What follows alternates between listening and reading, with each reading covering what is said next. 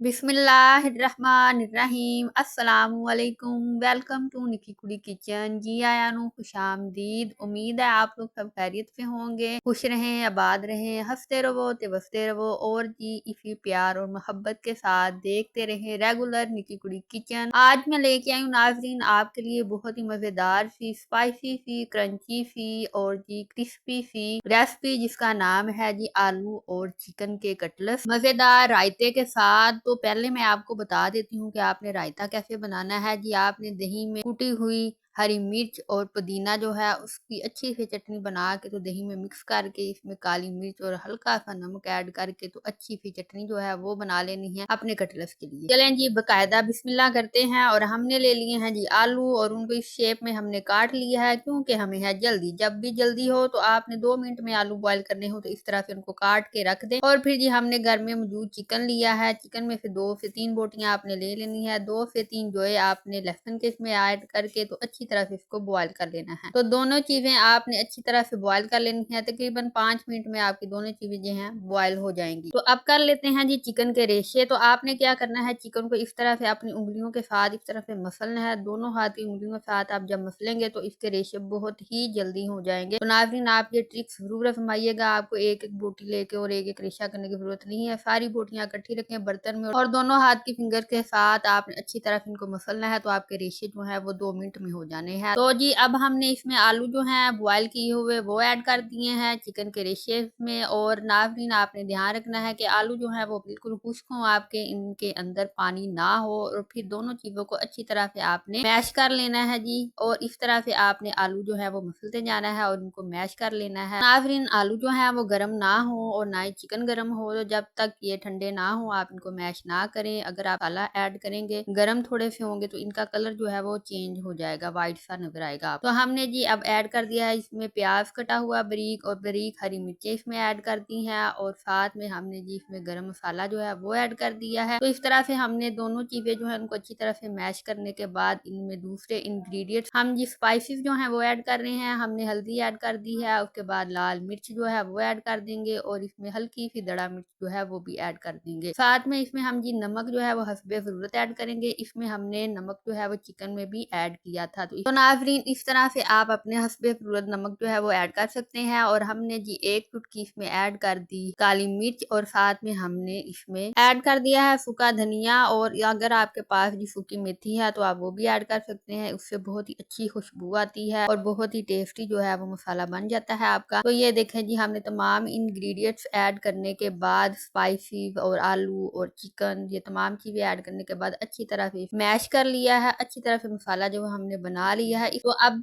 जी बना लेते हैं कटलेट्स की शेप। तो माशाल्लाह से मसाले का कलर कितना ही प्यारा आया है। और अगर आप थोड़ा गरम गरम में तमाम इंग्रेडिएंट्स ऐड कर देंगे मसाले स्पाइसेस वगैरह तो इस तरह का कलर उसका नहीं आता, वो थोड़ा सा व्हाइट व्हाइट सा बग्गा बग्गा सा होता है। तो जी आपने अपने हाथों को ऑयल लगा के तो इस तरह से शेप्स जो है बना लेनी है। शेप्स आप पे डिपेंड है, जो आपको पसंद है जो आप बनाना चाहें वो आप बना सकते हैं। रेक्टेंगल बनाए, ट्रायंगल बनाए, स्क्वायर बनाए, सर्कल बनाए, तो ये जी आप पे डिपेंड है, आप जिस तरह से मर्जी बनाए, आप आजाद हैं। तो हमने ले लिया है जी अंडा। अंडे को फेंट के उसमें हल्का सा नमक ऐड कर दिया है और जो हमने कटलेट्स बनाए थे शेप्स और वो इसमें डिप करके तो हमने फ्राई करने के लिए उनको रख दिया है। तो सबसे पहले आपने ऑयल चेक करना है कि आपका ऑयल जो है वो गर्म हो और उसमें आपने इसको मीडियम फ्लेम पे आपने इसको पकाना है। मीडियम फ्लेम पे नाज़रीन आपने फ्राई करना है। तो अंडे वाले कटलेट्स हैं तो जरा ये ना हो कि आप बस का फ्लेम जो है वो हाई हो और जी मां दी धी चूल्हा तेज करके तेजो तेज पाई जाए ते कड़ी जाए फटाफट। तो इस तरह आपने नहीं करना।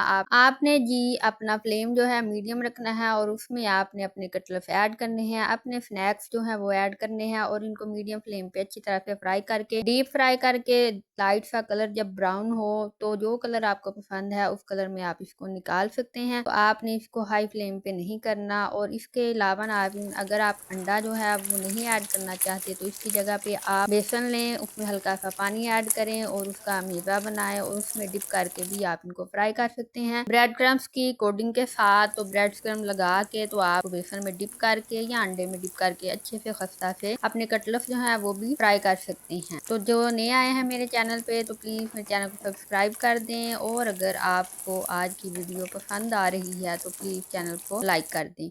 तो इस तरह से जी नाज़रीन देखें मज़ेदार सा लाइट ब्राउन सा कलर जो है इनका निकल आया है और ये खस्ता और क्रंची से लग रहे हैं। तो आपका मसाला जो है वो बहुत ही अहम किरदार अदा करता है आपकी रेसिपी में, आपकी हांडी में। तो आप जब भी बनाएं तो बहुत दिल से और अच्छे तरीके के साथ बनाएं। तो आप जी ब्रेड क्रम्स किस तरह से बना सकते हैं घर में साफ सुथरे से। ब्रेड जब आपके बच जाते हैं, उनके किनारे जब बच जाते हैं, तो उन किनारों से आप अच्छे से ब्रेड क्रम्स किस तरह से बना सकते हैं और उनको किस तरह से इस्तेमाल कर सकते हैं। तो आज ही जाएं जी निक्की कुड़ी के किचन पे और वहाँ पे आपको ब्रेड क्रम्स किस तरह से बनाते हैं इसकी वीडियो मिल जाएगी। तो उसको जरूर देखिएगा, होपफुली आपके लिए हेल्पफुल होगी। प्यार नाजरीन, आपको कितनी मज़े की, कितनी स्पाइसी सी और भूख बढ़ाने वाली आवाज़ जो है वो इनके फ्राई होने की आ रही है। तो जब ज़्यादा भूख लगेगी तो फिर ही मज़ा आएगा इस तरह के स्नैक्स खाने का। तो वेट क्यों कर रहे हैं, आप भी बनाएं, ज़रूर ट्राई करें ये वाली रेसिपी और फिर जी अपना वैल्यूएबल और जी बहुत अहम फीडबैक हमें दें कि आपको आज की रेसिपी किस तरह की लगी। उम्मीद है नाज़रीन आप लोगों को आज की रेसिपी बहुत ही पसंद आई होगी, आपने इंजॉय किया होगा। अगर आपको आज की रेसिपी पसंद आई है और आपने इंजॉय किया है तो अभी मेरे चैनल को सब्सक्राइब कर दें और जी लाइक कर दें और जी अपने बेलियों, यारों, दोस्तों और सहेलियों से इसको शेयर करना मत भूलिएगा और ना ही भूलिएगा कि बेल आइकन को भी प्रेस करना है। नाजरीन आज की रेसिपी जरूर इंजॉय कीजिएगा, जरूर बनाइएगा और अपना फीडबैक जरूर दीजिएगा और अगर कोई आपकी सजेशन है तो वो भी जरूर दीजिएगा। और जी मुझे दें इजाजत, मैं मिलूंगी आपसे नई रेसिपी के साथ नई वीडियो में। अपना रखिएगा ख्याल और इस वीडियो के एंड पे आपको मिल जाएगी किस तरह से मजेदार सी कोकोनट कुकीज आप घर में बना सकते हैं विदाउट अवन। तो उस वीडियो को जरूर देखिएगा। अल्लाह हाफिज।